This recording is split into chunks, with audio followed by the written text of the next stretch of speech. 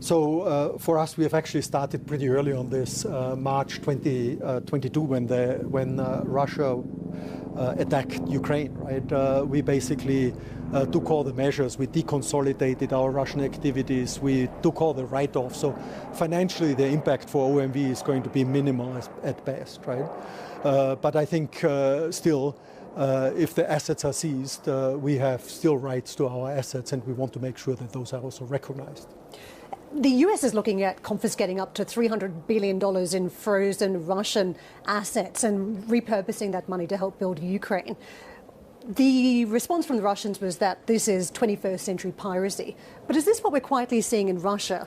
The acquisitions, the takeover of certain Western assets here by the Russians. Is this 21st century piracy by Vladimir Putin?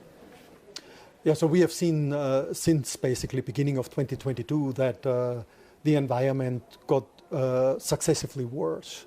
We had limited access to our assets. There was unilateral changes that were made, and now the final step before Christmas to seize the assets and bring them into a new company.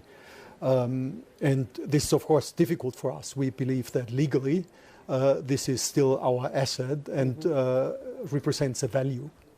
Of course, you used to buy most of your natural gas from Russia before the Ukraine war, and now you're diversifying where you get your supplies, for example, signing a deal with the US's Cheniere late last year. How else has the Ukraine war forced you to look differently at your strategy going forward and diversify your portfolio? Yeah, I think this was a very important recognition that the only security of supply strategy that we can really have is to diversify the sources where we get gas from. And we have done a lot of work over the last 2 years to make sure we are well established in this. Today, we can supply all our customers with non-Russian gas. We still receive some of the supplies from Russia, but if it should stop, we can switch to non-Russian sources. That was with LNG supplies with different people. That was with Norwegian suppliers. That was our own production. Why take the supply? Why take the supply from Russia then if you can replace it? So the most important thing would be that today there's no sanctions on Russian gas.